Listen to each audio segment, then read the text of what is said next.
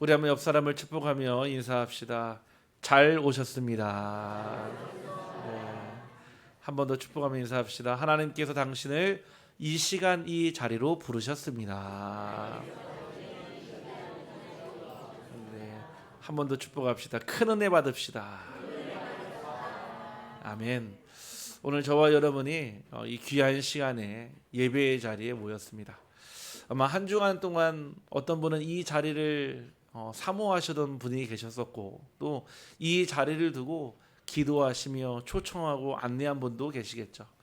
오늘 사람이 사람을 부른 것이 아니라 하나님이 여러분을 부르셨고, 하나님께서 여러분들에게 주시는 그 음성을, 특별히 나에게 주시는 그 음성을 듣기를 주님의 이름으로 축복합니다. 우리의 삶에는 언제나 많은 것들이 일어납니다. 좋은 일도, 슬픈 일도, 안 좋은 일도, 기쁜 일도. 대부분 보니까 좋은 일보다, 기쁜 일보다 안 좋은 일이 훨씬 더 많거든요. 그래서 어떤 철학자는 인생은 희극이 아니라 비극이다라는 말도 했었거든요. 분명히 인간은 누구나 다 행복하고 싶어 하는데 그 행복의 조건이 왜 이렇게 많은지요. 또 어렵고요. 그래서 요즘에는 젊은 친구들은 소확행이라는 말을 씁니다. 소소하지만 작은 행복이라는, 확실한 행복이라는 뜻이죠. 그래서 요즘에는 결혼을 하는 것보다 비혼을 하고요, 아이를 낳는 것보다 낳지 않는 것이 행복하다라고 생각을 합니다. 무엇이 맞고 무엇이 틀리느냐 보다도 시대의 흐름이 그렇게 변해가고 있습니다. 하지만 오늘 저와 여러분이 인생의 참된 행복을 찾아 오늘 이 자리까지 흘러왔고, 오늘 하나님께서 주시는 참된 행복이 여러분 안에 있기를, 또 세워지고 채워지기를 주님의 이름으로 축복합니다. 우리 옆 사람을 축복하며 인사합시다. 당신 때문에 행복합니다. 네, 참 얼마나 아름다운 고백입니까? 네, 다른 것 때문에 행복한 게 아니라 우리 옆에 있는 사람 때문에 행복하고 앞에 있는 우리 성도 때문에 행복하다면, 저 역시도 우리 성도님으로부터 그 행복을 누리고 또 발견합니다. 왜냐? 이 행복은 우리가 만들어진 것이 아니라 하나님이 주시는 것이거든요. 어제 기도해 주셔서 저 순천에 어떤 한 가정의 가문에 가서 예배를 드리고 왔습니다. 그 지역 사투리로 징하게 뭐랍니다. 징하게 징하게 뭡니다. 징하게. 운전해서 가는데 한 4시간 정도 걸리더라고요. 그 오고 가는 길에 기도하면서 이런 생각을 들었습니다. 한 가정의 가문에 분명히 다 있는데 딱 하나가 없는데 그것이 바로 복음이거든요. 복음은 모두를 살리기도 하지만 가장 먼저는 나를 살리는 것입니다. 어제 그 가정의 가문에 가서 한 번도 선포된 적 없던 정확한 복음을 선포했고, 아버지로부터 또 아내로부터 또 사랑하는 딸들과 사위와 아들과 또 손주와 손녀와 조카들까지도 이 복음을 듣고 주의 영으로, 하나님의 영으로 충만한 자리가 되었습니다. 저는 이런 응답이 우리 성도님들 가정 안에서, 가문 안에서 날마다 일어나기를 소원하며, 여러분들의 그 가정과 가문에 하나님의 망대가 세워지기를 주님의 이름으로 축복합니다. 하나님은 저와 여러분에게 복을 달라고 기도하라라고 하신 적이 단 한 번도 없습니다. 하지만 지금 수많은 사람들이 종교를 통해서 자기가 믿고 있는 신에게 복을 달라고 기도합니다. 절에 가면은 연등, 등을 달아놓거든요. 근데 그 등의 내용을 혹시 보신 적이 있습니까? 저는 가면은 늘 항상 그 기도 제목, 소원 성취에 대한 부분을 자세히 보는 편이거든요. 어떤 이는 혹 질병 회복을 두고 기도하는 분이 있더라고요. 우리 아버지가 암에 걸렸는데 무사하게 잘 날 수 있도록 기도합니다. 또는 자녀의 대학 입시를 두고 수많은 사람들이 기도합니다. 왜냐? 그 기도 제목이 나쁘진 않죠. 기도하는 사람의 그 마음이 어떻게 틀렸다고 하겠습니까? 많은 사람들은 사업 번창과 자녀가 잘 되고 내가 건강하고 사업이 운수가 대통하기를 사람들은 기도합니다. 하지만 성경에서는 저와 여러분에게 하나님이 한 번도 그 복을 달라고 기도해라, 복을 구하라 하신 적이 없습니다. 왜냐? 하나님은 우리 자체가 복이라고 말씀하시기 때문에 그렇습니다. 너는 복이 될지라. 여러분 자신이 복이기 때문에 복을 달라고 할 필요가 없는 거죠. 말이 안 맞는 거죠. 그런데 모르는 거예요. 내가 복인 줄. 내 자신을 보니까 안 되고 무능하고 무지하고 무기력하고 늘 한계에 부딪히니까 내가 자체가, 내 인생 자체가 복이라고 생각을 안 하는 거죠. 오늘 여러분 자신이 먼저 여러분의 가치가 발견되기를 주님의 이름으로 축복합니다. 옛날에 이름을 지을 때요, 복자를 많이 넣었거든요. 왜 복을 많이 넣습니까? 복을 많이 받게 하려고. 우리가 이름이 중요하다고 하잖아요. 평생 쓰는 이름이니까요. 그래서 옛날에는요, 복남이, 복순이, 복길이, 임복이 이렇게 불렀잖아요. 네. 그 복자가 들어가. 옛날에는 이름을 그렇게 졌어요. 왜냐? 복을 주려고. 인생 살면서 복 받고 살으라고. 근데 이름에 복자가 들어간다 해서 꼭 복이 될까? 그러면 저도 이름 바꾸겠습니다. 한승복으로. 네. 이름만 바꿔서 복을 받는다면 여러분 이름 바꾸시면 양현복으로 바꾸시고요. 네. 정은복으로 바꾸시고요. 네. 금혜복으로 바꾸시고요. 네. 이름을 바꾼다고 복을 받는 게 아니거든요. 근데 우리는 복 받게 하려고요. 심지어 저 중국에 가니까요, 이 복자를요 거꾸로 뒤집어 놨어요. 집집마다. 이제 물어봤어요, 선교사님에게. 아니, 저 복자가 뒤집어져 있는데요, 모르니까. 그러니까 아니란, 복이 쏟아지라고. 얼마나 복을 받고 싶으면 여러분 오늘 아시길 바랍니다. 복의 개념을 바꿔야 돼요. 따라합시다. 나는 복입니다. 옆 사람을 보고 당신은 복댕이입니다. 아멘. 네. 하나님은 여러분 자신을 복으로 부르셨고 옆에 있는 사람을 복덩어리로 부르셨어요. 근데 모르니까요, 시기하고 질투하고 미워하고 갈등하고. 오늘 하나님이 주시는 그 복이 이미 내 안에 있음을 확인되기를 주님의 이름으로 축복합니다. 누가 하나님의 복덩이입니까? 바로 그리스도로 말미암아 구원받은 자입니다. 그리스도를 통해서만 구원을 받을 수 있거든요. 세상 다른 어떤 이름에게, 천하 만민에게, 그 누구에게도 구원을 얻을 만한 다른 이름을 주신 적이 없다라고 성경은 밝히 증거하고 있습니다. 그래서 오직 그리스도를 통해서 구원받은 자가 바로 복덩이며, 하나님께서 우리를 하늘에 속한 모든 신령한 복을 주시기 위해서 구원하셨다라고 에베소서 1장 3절에 말씀하고 있습니다. 하늘의 신령한 이 복을 주시려고 여러분들을 구원하셨다는 거예요. 단순하게 여러분을 그냥 낙지만 하고 버려둔 것이 아니라 복 주시려고 구원하셨다는 거예요.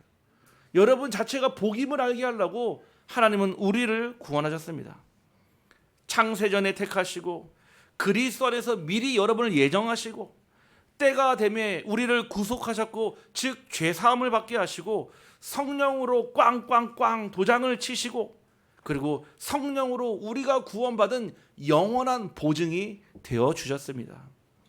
복에는요 두 가지의 복이 있습니다.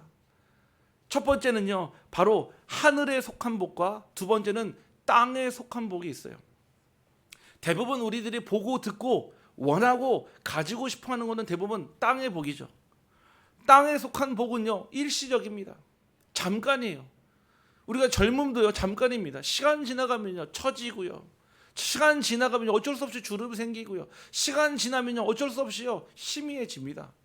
왜 그렇습니까? 시간이 그래요.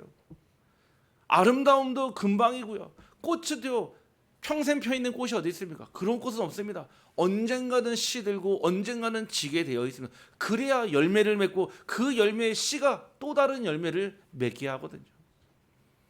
세상의 복은요, 하늘의 땅의 복은요 언제나 일시적이며 제한적입니다. 성경에 보니까요 이 복에 대해서 나오는데요, 어디에 나와 있냐면은 바로 마태복음, 누가복음 16장에 부자와 거지 나사라고 나옵니다. 이 부자는요 하나님을 부인하고 땅에 속한 복을 쫓아 평생을 사는 자였어요. 어느 정도 복을 쫓았냐? 매일 파티했습니다. 잔치. 지금의 말로는 파티예요, 파티. 우리가 아무리 잘 살아도 매일 잔치 안 하거든요. 이 부자는요 땅의 복을 쫓아서 매일 잔치하던 자였어요. 하지만 그 상에서 떨어지는 음식, 그 부스러기, 쓰레기를 먹고 자라는 그 나사로는 그렇지 않았거든요. 나사로는 땅에 속한 복을 취하지 못했지만 거지로 살았지만 하늘의 복을 알았던 구원받은 자였습니다. 죽어서 영원한 천국에 입성하게 되었고, 이 부자는 결국 땅에 속한 복을 다 내려놓고 하늘에 속한 복을 받지 못하고 결국 영원한 지옥에 떨어지게 되었습니다.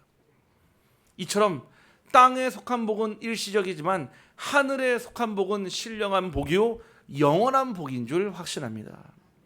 두 번째는 바로 이 복음을 깨달은 자가 바로 복덩이입니다. 복음이 들릴 때마다 새롭게 깨닫는 사람이 있습니다. 복음은 깨달았는데 복음이 귀에 들리고 복음이 깨달아지는 것만큼 큰 복이 없습니다. 여러분 한번 잘 생각해 보십시오. 우리가 구원을 받고 구원을 받으면서 이 복음이 점점 더 깨달아질수록 이 복음이 얼마나 가치가 있는지, 이 복음이 얼마나 귀한지 우리가 알게 되지 않습니까? 마태복음 13장 16절 말씀에 너희 귀는 들음으로 복이 있도다 그랬습니다. 여러분들이 이 복음을 들음으로 복이 있다라는 거예요. 그 복음이 바로 그 복자 아니겠습니까? 복된 소리, 축복의 소리, 하나님이 주시는 복의 음성을 오늘 듣기를 주님의 이름으로 축복합니다. 이 복음을 들을 때마다 반복적으로 들린다면 아직 복음을 깨닫지 못한 거예요. 여러분 밥을 먹는데 건강한 사람은요 매일 밥 먹고 또 밥 먹고 또 밥 먹고 또 질리지 않습니다. 근데요 건강하지 않은 사람은요 밥을 먹으면요 마치 모래알을 씹는 것 같아요. 밥을 먹으면요 뭐라고 하냐 넘어가지가 않습니다. 왜냐 건강하지 않기 때문에 그래요. 건강한 사람은요 아무거나 잘 먹어요. 오히려 없어서 못 먹겠죠. 저희 집이 그렇습니다. 냉장고가 항상 저희 집 냉장고는 수명이 너무 짧습니다. 하루에도 한 20번 30번 저는 아닙니다. 네. 늘 항상 없는 거 아는데도 위 여는 사람의 심리는 무엇일까요? 마치 들어있을까 하는 심리겠죠. 네. 참 감사하게도 우리 성도님들이요. 우리 우리 김현 자녀님 막 쌀도 갖다 주시기도 하시고요. 장로님 쌀 떨어졌습니다. 네. 막 우리 권사님 막 김치도 갖다 주기도 하시고요. 고구마도 갖다 주시고요. 또 고추도 갖다 주시고 복숭아도 갖다 주시고요. 그 사랑으로 저희 자녀들이 잘 자라고 있습니다. 늘 항상 건강한 사람은요 늘 배고픕니다. 늘 맛있게 먹을 수 있고요. 밥만 있어도 김치만 있어도 맛있게 먹을 수 있습니다. 복음을 깨달은 자는요 매일 이 복음을 들으면 들을수록 새 힘이 솟아나는 줄 확신합니다. 복음을 들을 때마다 새롭게 들린다면 제대로 복음을 깨달은 자입니다. 복음을 지속하게 더 듣게 되면 이 지식까지도 새롭게 됩니다. 골로새서 3장 10절의 말씀에 지식에까지 이 새롭게 하심을 입은 자니라 나오거든요. 베드로가 예수님을요 주는 그리스도시요 살아계신 하나님의 아들이라고 고백할 때 바요나 시보나 내가 복이 있도다 고백했습니다. 언제나 이 복음이 깨달아지는 곳에, 언제나 이 복음이 선포되는 곳에 하나님은 하나님의 복을 알게 하셨습니다. 세 번째는 바로 전도자의 대열의 선자입니다. 전도자의 대열 속에 있는 자가 바로 하나님의 복덩이입니다. 하나님께서는 전도자를 통해 시대가 잃어버린 복음을 회복시키시고 이 복음을 드러나게 하시고 전 세계 전도자들을 불러 모으고 계십니다. 여러분들 최고의 축복은, 최고의 응답은 바로 전도자의 대열 속에 있는 것입니다. 신명기서 33장 29절 말씀에 이스라엘이여 너는 행복한 사람이로다. 여호와의 구원을 너같이 얻은 백성이 누구냐 말씀하시거든요. 바로 내가 받은 복을 다른 사람에게 전달하는 사람이 하나님이 볼 때는 최고의 복덩이입니다. 하나님의 복은 나에게서만 끝나는 것이 아니라 나를 통해 흘러가야 합니다. 나를 통해 가정으로, 후대에게, 직장으로, 현장으로, 부모님에게 이 복은 전달되어야 합니다. 그러려면 우리는 어떻게 해야 되겠습니까? 바로 언약의 흐름을 따라가야 합니다. 언약의 흐름을 따라가는 자는 축복의 통로입니다. 오늘 말씀에 보니까요 너를 축복하는 자에게는 내가 복을 내리고 너를 저주하는 자에게는 내가 저주하리니 땅의 모든 족속이 너로 말미암아 복을 얻을 것이라 하신지라. 다시 말해서요, 여러분이 복이 되니까요, 복의 근원이 되니까 그 근원에서요 계속 전달이 되는 거예요. 지나가는 복이 아닙니다. 잠깐 얻었다가 빼앗기는 복이 아닙니다. 하나님은 여러분들을 복의 근원으로 부르셨습니다. 여러분 자체가 복이기 때문에 여러분을 만나는 사람이 복인 거예요. 혹 여러분들을 누가 욕했다, 누가 여러분들을 저주했다, 하나님이 갚아주신다 약속했습니다. 여러분이 그 일에 원망하실 필요 없습니다. 하나님이 누군가 여러분들을 힘들게 했다, 그 복을 훼손했다, 하나님이 그 알아서 하십니다. 바로 하나님이 아브라함을 복의 통로로 삼아 복이 흘러가게 하셨다는 약속입니다. 아브라함이 붙잡은 복이 누구에게요? 이삭에게. 이삭에게 전달된 이 복이 누구에게? 야곱에게. 야곱에게 전달된 이 복이 바로 요셉에게 전달되었고, 이스라엘 민족에게로 전달되니 이방 나라에 전달되는 축복을 주셨습니다. 시작이 누구라고요? 아브라함이었어요. 이스라엘의 언약의 흐름을 놓쳐버리니까요, 그때부터 축복의 통로가 끊겨버리고요, 노예되고요, 포로되고 속국되고요, 끌려가고요, 눈 뽑히고요, 후대들이 싹 다 죽임을 당하게 되고요. 언약의 흐름 속에 있는 것이 바로 최고의 복임을 알아야 합니다. 오늘 아브라함이 붙잡은 언약의 흐름이 지금 이 자리에 있는 여러분에게 전달되고 있음을 깨달아야 합니다. 아, 그렇구나. 내가 바로 아브라함과 같이 하나님의 복을 받은 자구나. 아, 지금 그 아브라함의 하나님이 나의 하나님이고, 이삭의 하나님이 나의 하나님이고, 야곱의 하나님이 나의 하나님이고, 요셉의 하나님이 나의 하나님인 줄 확신합니다. 언약의 흐름, 바로 영원한 언약입니다. 영원한 언약은 예수 그리스도입니다. 예수 그리스도는 어제나 오늘이나 영원토록 변치 않는 하나님의 언약입니다. 히브리서 13장 8절에 예수 그리스도는 어제나 오늘이나 영원토록 동일하시니라. 영원한 언약을 붙잡을 때 어느 축복을 주십니까? 에베소서 2장 7절에 응답을 주십니다. 이는 그리스도 예수 안에서 우리에게 자비하심으로써 그 은혜의 지극히 풍성함을 오는 여러 세대에 나타내려 하심이라. 이 언약을, 영원한 언약을 붙잡을 때 여러 세대에게, 말씀드린 아브라함, 이삭, 야곱, 요셉, 이 여러 세대에게 하나님의 축복의 증거를 주셨던 것처럼 여러분들의 선대가, 당대가, 후대가 이 영원한 축복 속에, 언약의 흐름 속에 증거를 붙잡기를 주님의 이름으로 축복합니다. 두 번째, 바로 시대적 언약 세계 복음화입니다. 우리가 이 세계 복음화의 방향을 맞춰야 합니다. 왜냐? 지금을 살고 있는 우리에게 주시는 언약이, 영원한 언약은 예수 그리스도지만 오늘을 살고 있는, 지금 이 시대를 살고 있는 저와 여러분과 우리 교회, 우리 가정에게 주신 언약은 바로 세계 복음화라는 것입니다.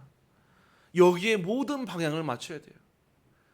우리 자녀들이 공부를 할 때도요, 내가 나중에 더 윤택하고 편안한 삶을 살기 위해서, 좋은 직장을 얻기 위해서 공부한다. 아마 그 자리에 가도 그 허무함과 공허함은 채워지지 않을 겁니다. 내가 열심히 돈을 버는데 내가 조금 더 좋은 것을 가지고, 좋은 것을 먹고, 좋은 것을 위해서 살기 위해서 내가 한다. 그 좋은 것 가진 이후에 찾아오는 후유증은 여러분이 고스란히 감당을 해야 합니다. 우리가 무엇을 먹으나 무엇을 마시나 다 주의 영광을 위해 하랬던 그 하나님 말씀처럼 여러분의 모든 삶의 방향이 세계 복음화에 맞춰 있기를 주님의 이름으로 축복합니다. 그래야 합니다. 우리가 안동에 있어서 안동 수준으로 살아간다면 하나님이 기뻐하시는 것이 아닙니다. 비록 우리가 안동에 있지만, 경북에 있지만, 하나님은 안동과 경북을 발판 삼아 이 나라와 전 세계에 이 복음을 만방에 증거하게 하실 줄 확신합니다.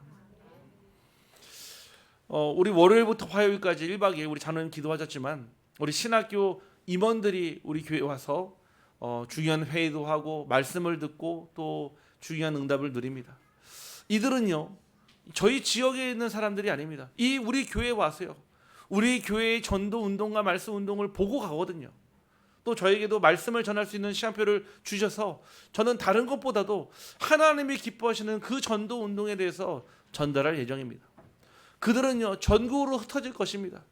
아마 우리 교회에서 이 보고 들은 응답의 역사를 가지고 아마 각자의 현장에서 이보다 더 큰 응답을 누리게 하실 줄 확신합니다. 하나님은 우리 교회를 안동의 터를 잡게 하셨지만 우리 교회를 통해 전 세계 237 나라와 5천 종족에 복음의 선한 영향을 주는 교회로, 우리 후대로, 우리 성도로 자라게 하실 줄 확신합니다. 세 번째는 강단의 언약입니다.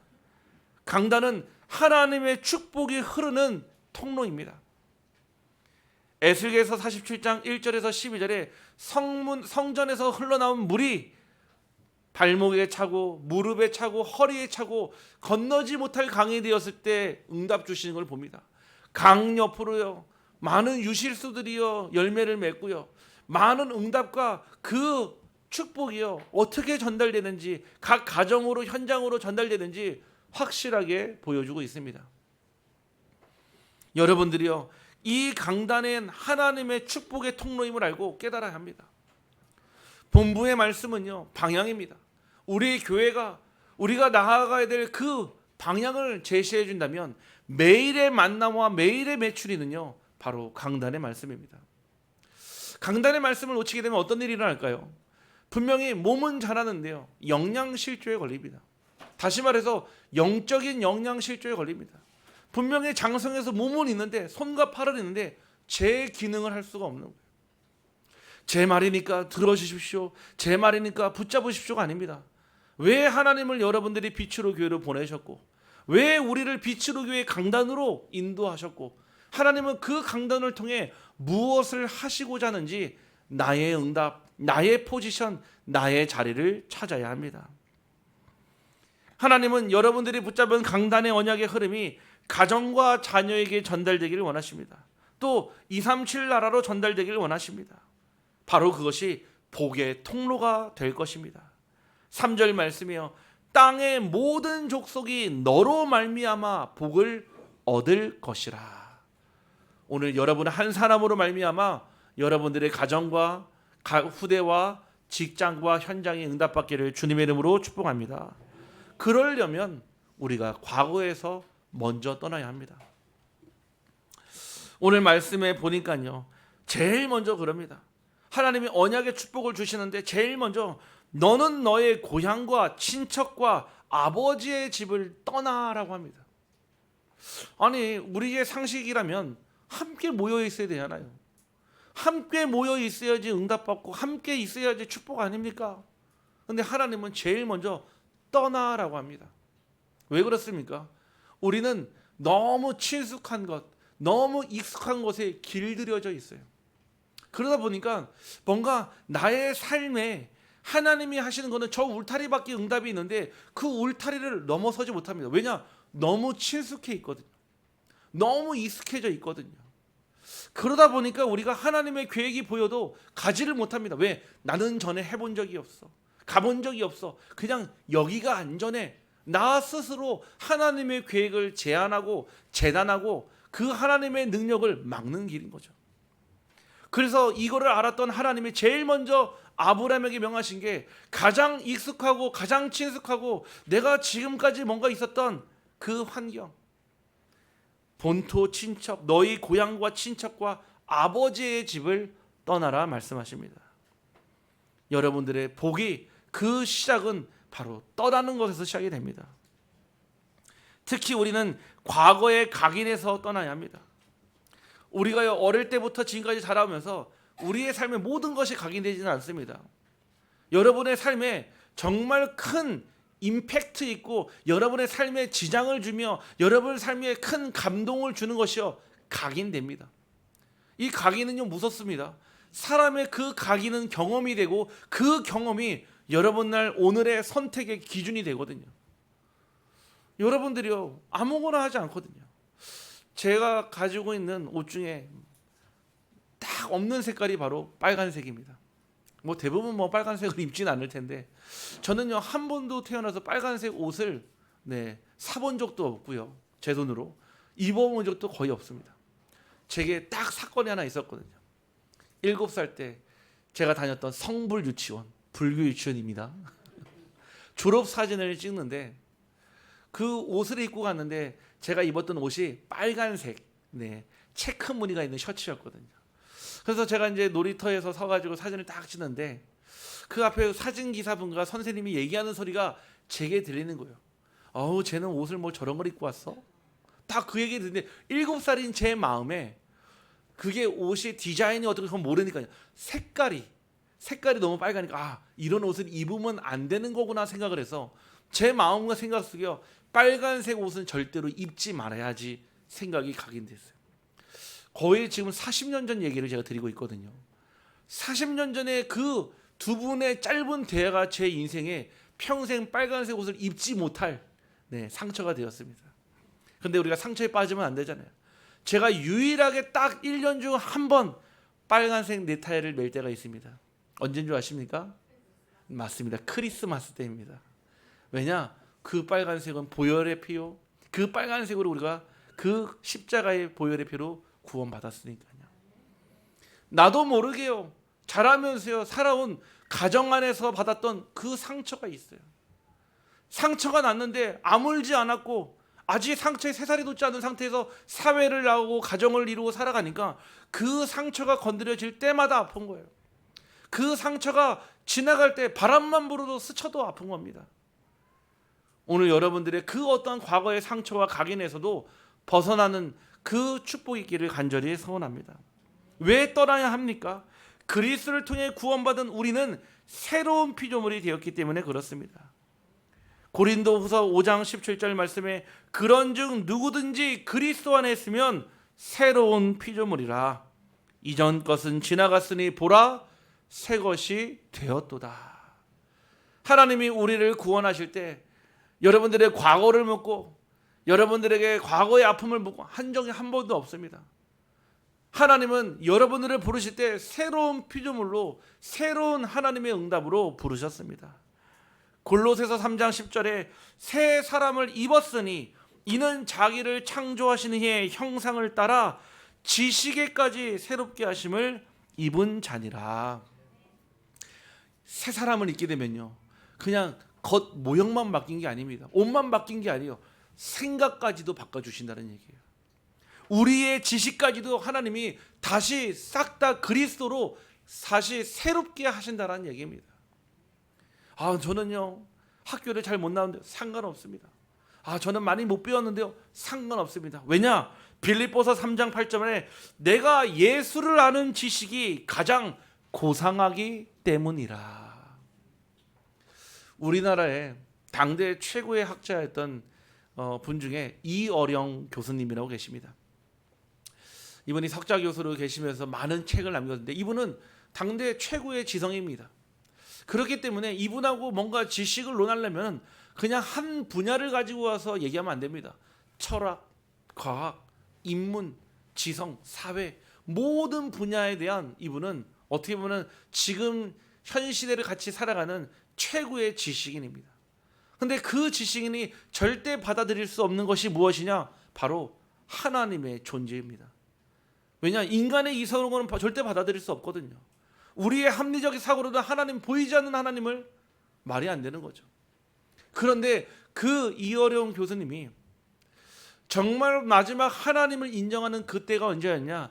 자기의 사랑하는 딸의 그 죽음 앞에서입니다. 그 사랑하는 딸은 아버지와 반대로 하나님을 섬기는 목사였고 하나님께 부름을 받은 주의 종이었습니다. 하지만 하나님의 절대적 시간표 가운데 암에 걸렸고 결국 그 암 투명하는 가운데 그 마지막 죽기 전주까지도 강단에서 이 복음을 선포하고 하나님의 곁으로 소천했습니다. 그 아버지이자 당대의 지식인 그 이어령 교수님이 질문을 했습니다. 신은 존재하는가? 신이 존재하지 않는다면 내 딸의 죽음이 이해가 안 되는 거예요. 신이 존재한다면, 하나님이 존재한다면 그러면 이해가 되는 거죠. 결국 자기의 모든 쌓았던 그 90의 나이까지 쌓았던 지식을 다 내려놓고 예수라고 하는 가장 고상한 지식을 얻었습니다. 결국 그는 하나님의 자녀가 되었고 그는 결국 하나님의 품에 지금 안겨 있습니다. 하나님을 아는 것, 여러분들이 어떤 지식을 가지고 있고 어떤 학위를 가지고 있고 어떤 여러분들이 능력이 있어도 예수를 아는 이 지식이 가장 고상한 지식이요 최고의 지식을 소유한 줄 확신합니다. 세 번째는 언약을 막는 내 체질에서 떠나야 합니다. 우리는 가지고 있는 체질이 있습니다. 사람마다 체질이 다 다르거든요. 영적으로도요. 내 고집, 내 불신앙, 내 인본주의에서 우리는 떠나야 합니다. 예수가 그리스도라는 답이 나면 과거가 나를 붙잡는 것이 아니라 오히려 그 과거가 복음의 증거가 됩니다. 이번 주간 한번 잘 질문해 주시길 바랍니다. 하나님께서 내가 떠나기를 원하시는 것은 무엇일까? 여러분, 그리스도로 완전 담나내까지요 4단계의 시간표가 있습니다. 첫 번째는요, 잘 들으셔야 합니다. 그리스도가 확인되어야 합니다. 그냥 들으니까 그리스도래가 아니에요. 내가 확인해야 돼요. 이게 확인이 안 되면은 어떻게 보면 10년을 교회 다니고 20년을 교회 다녀도 아직 신앙생활을 시작하지 않은 것과 같습니다. 여러분, 그리스도가 확인되어야 합니다. 성경 말씀을 통해 그래, 성경은 모든 말씀이요 이 많은 책, 두꺼운 책이요 한 단어로 줄인다면 가장 중요한 단어는 그리스도입니다. 요한복음 20장 31절에 오직 이것을 기록하면 너희로 하나님의 아들 예수가 그리스도인 것과 그의 이름을 힘입어 생명을 얻게 하려 하심이니라. 그리스도. 두 번째는요, 그리스도가 확인됐다. 그리스도가 발견되어야 합니다. 이 말은요, 발견하는 사람은 압니다. 예전에 제가 소풍에 가면은 가장 자신 없는 시간이 언제냐? 바로 보물찾기 시간입니다. 왜냐면은 저는 도대체 그 보물찾기를 왜 하는지 이유를 몰랐거든요. 아니, 저거를 한들 무슨 의미가 있을까? 왜냐? 저는 한 번도 보물을 받아본 적이 없었거든요. 그래서 늘 보물찾기에 대해서 되게 부정적이에요. 보물찾기에 대해서 회의적이에요. 오히려 보물찾기에 대해서 강한 부정을 가지고 있습니다. 그런데요, 보물을 발견해 본 사람은 압니다. 왜죠? 숨겨져 있거든요. 하나님께서요, 여러분들이요, 그리스도가 여러분의 삶에 숨겨져 있습니다. 발견하셔야 돼요. 우리 가정에 맨 문제가 있고 맨날 싸우고 맨날 지지고 못 가는 줄 아는데 아니에요. 그 안에 그리스도가 드러나지 않으니까요 자꾸 갈등이 일어나는 거예요. 왜 문제가 필요합니까? 문제가 있어야지 우리의 삶에 틈이 생기거든요. 여러분의 가정에, 여러분의 업에서 그리스도를 발견하기를 소원합니다. 있습니다. 찾아야 됩니다. 세 번째는요, 내가 체험을 해야 돼요. 그렇구나. 진짜 주는 그리스도시요 살아계신 하나님의 아들이 체험되면 그때부터요 누려지기 시작합니다. 복음은 누리는 거예요. 여러분, 삶에 눌려있는 사람과 누리는 사람의 차이를 아십니까? 눌려있는 사람은 언제나 긴장하고 삽니다. 그러니까요 우리의 몸이 압축이 되는 거예요. 지금도 우리가요 살아갈 때 폐가 막 쪼그라들고 있거든요. 여러분들이 숨을 크게 들이마시고 쉬잖아요. 언제 그럽니까? 긴장했을 때. 여러분들이 숨을 왜 크게 마시고 크게 쉽니까? 그래야지 여러분들에게 수많은 산소가 들어가서 그 몸에 활성되는 산소를 내보내잖아요. 근데요, 긴장하면요 폐가 쪼그라들어요. 나도 모르는 사이에 맥박이 빨라지고요. 나도 모르는 사이에요 막 긴장하게 됩니다. 여러분들, 이 복음이 누려지면은 그때부터는요 어떠한 사람을 봐도 문제를 봐도 상관없습니다. 왜냐? 여러분 안에 그리스도가 함께 하시기 때문에 그렇습니다. 우리 한번 옆 사람을 축복하며 고백합시다. 그리스도를 확인합시다. 그리스도를 발견합시다. 그리스도를 체험합시다. 그리스도를 누립시다. 이 네 가지가 있었던 것입니다. 사도행전 1장이요 마가다락방에 이 오순절 시간에 성령이 임했을 때 요 네 가지가 된 거예요. 그리스도가 확인되어지고 발견되어지고 체험되어지고 누려지니까 3천 제자가 일어나는 기적도 일어났고요. 과거와 환경과 사람에 묶이지 않고 그리스도로 완전 담이 되니까 과거와 환경과 사람이 더 이상 내게 영향을 주지 않는 거죠. 오늘 아브라함이 사실은 나올 때 빈손으로 나오지 않았습니다. 염려되니까요. 아들이 없으니까요. 롯을 데리고 왔어요. 조카거든요. 걱정되니까. 혹 나를 도와줄 사람, 우리가 그렇잖아요. 가족에게 뭔가 도움을 청하기가 쉽잖아요. 그런데 결국 이 롯도 자기의 그 인본주의의 그 결과로 데리고 나왔거든요. 롯은 혈육이었고 아버지를 떠나봤기 때문에 불쌍했겠죠. 그 아버지가 돌아가셨으니까요. 하지만 롯은 언약밖에 있는 자였어요. 그는 언약의 소통이 되는 자가 아니었어요. 결국 그래서 그 롯으로 인해 소돔과 고모라에 어마어마한 저주와 재앙의 사건이 일어납니다. 여러분들, 여러분 안에 그 어떤 언약을 맞는 체질에서 떠나기를 주님의 이름으로 축복합니다. 마지막 세 번째는요, 말씀의 흐름을 따라가야 합니다. 오늘 4절 말씀에 아브라함이 길을 따라갔다 안 나왔어요. 여호와의 말씀을 따라갔고 그랬습니다. 여러분들이 말씀을 받았을 때는 계산하지 말아야 합니다. 우리 말씀을 들었죠. 이유를 대지 말아야 합니다. 무엇 하시기 원합니까? 즉시 순종해야 합니다.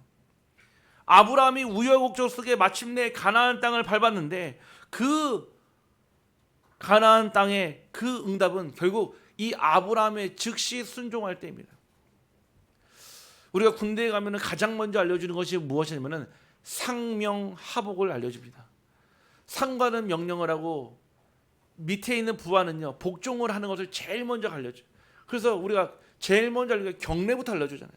경례는요 윗사람이 아랫사람에게 한 적이 한 번도 없습니다. 아랫사람이 윗사람에게 경례를 하는 거예요. 근데 아랫사람이 나보다 나이가 많다 해서 경례를 무시하거나 부지하는 경우가 없습니다. 나이가 나보다 많을지어도 계급이 높으면요, 계급이 높은 사람에게 경례를 하게 돼 있습니다. 왜 그렇습니까? 그게 바로 군대 실제 전쟁의 가장 중요한 것이 상명하복이기 때문에 그래요. 제가 예전에 공부했었던 그 장교 사관학교의 그 학교 슬로건이 보병학교가 나를 따르라였거든요. 나를 따르라.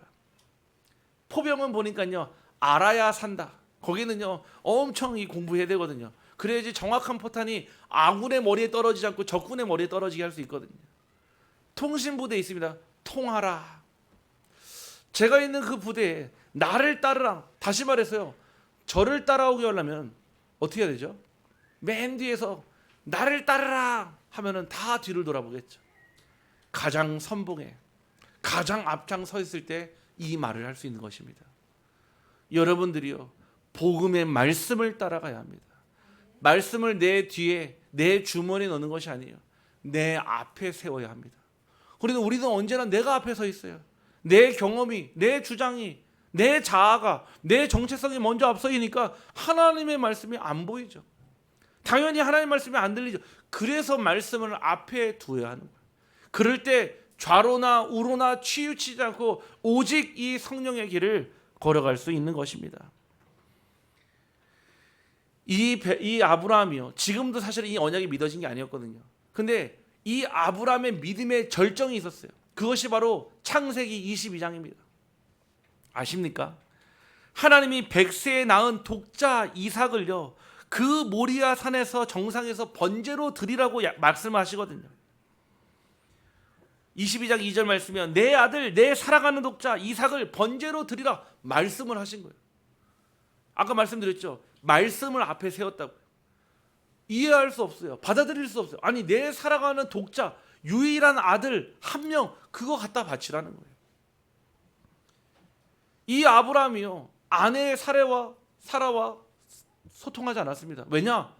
그러면은 내 아들을 갖다 죽이러 갔는데 바치러 갔는데 그 어떤 어머니가 다녀오세요. 조심해서 갔다 오세요. 할 사람이 있겠습니까? 아마 그 아브라함을 죽이겠죠. 그래서 소통하지 않고요. 일찍 그 종들을 데리고 모리아 산으로 가서 혹시 종들이 막을까 봐 종들은 산 아래에 두고 아들만 데리고 모리아 산 정상에 올라갔습니다. 모리아 산 정상에서 이삭을 딱 포박한 다음에요. 번제단 위에 올려놓고요. 칼을 딱 드니까요. 하나님의 말씀에 의심하지 않고 순종 딱 했거든요. 그때요 하나님이 부릅니다. 아브라함아 아브라함아 그 아이에게 손대지 말라. 그에게 아무 일도 하지 말라. 내가 내 아들 내 독자까지도 내게 아끼지 아니하였으니 내가 이제야 내가 하나님을 경외하는 줄을 아노라. 하나님이 갑자기 식성이 바뀌어서 비둘기 먹고 염소 먹고 소 먹다가 갑자기 사람을 먹으려고 한 게 아닙니다. 아브라함의 믿음을 보시고자 했던 것입니다. 결국 이때요, 이 아브라함의 믿음이요, 어떤 믿음이 되었습니까? 바로 이 말씀의 흐름을 따라 순종의 결과였습니다.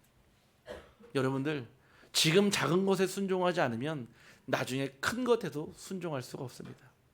작은 것에 충성된 자가 큰 거에도, 큰 일에도 충성된다 하십니다.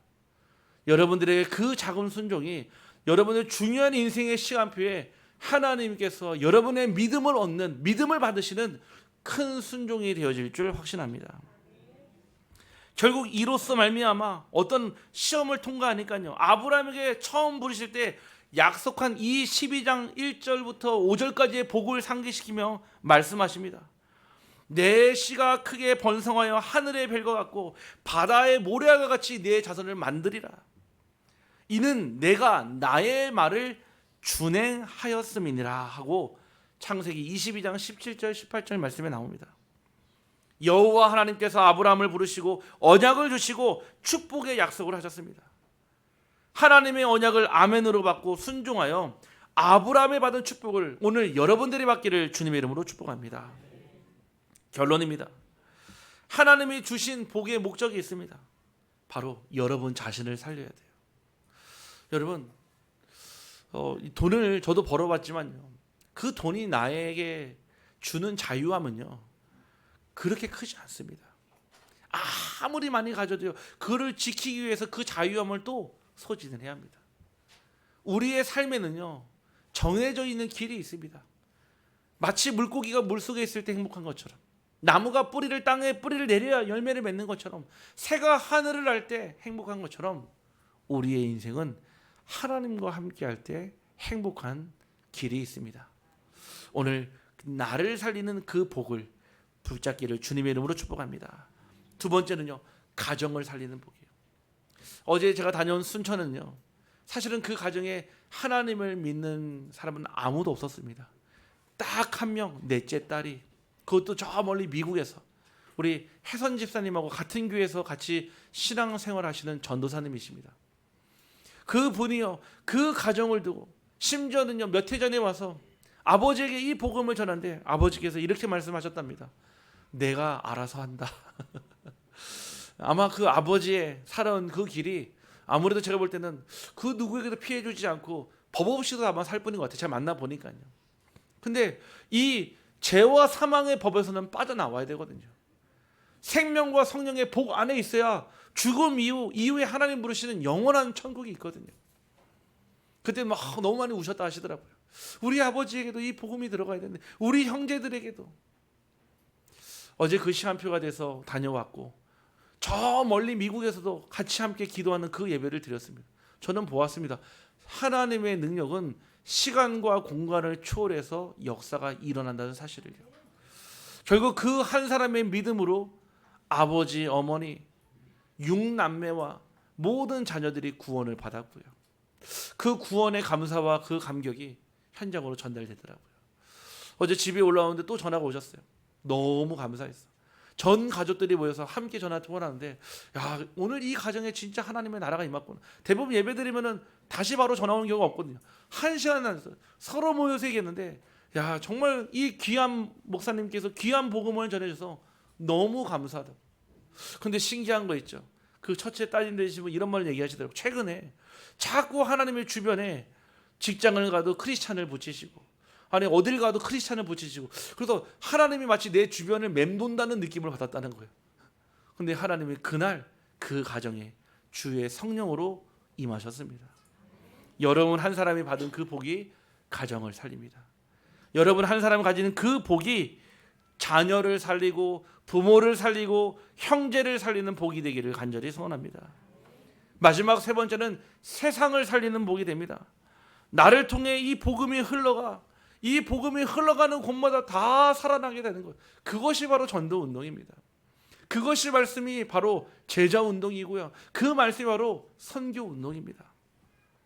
하나님은 나만 잘 되고 복을 주신 것이 아니라 나를 통해 가정이 살고 현장이 살고 시대가 살고 세상이 살기를 소원하십니다.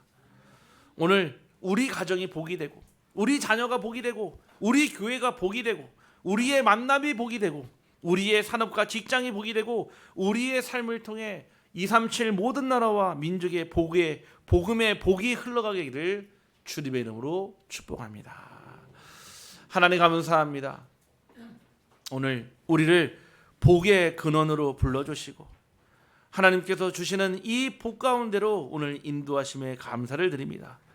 우리는 그리스도로 구원받은 자요 복음을 깨달은 자요 전도자의 대열에 선 자이오니 날마다 언약의 흐름을 따라가며 날마다 하나님 주시는 이 복음이 통로가 되게 하시고 우리의 삶 가운데서 성취되게 하여 주옵소서. 나의 과거에서 떠나게 하여 주옵소서.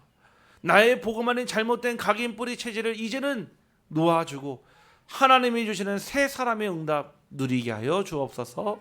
예수 그리스도 이름으로 기도하옵나이다.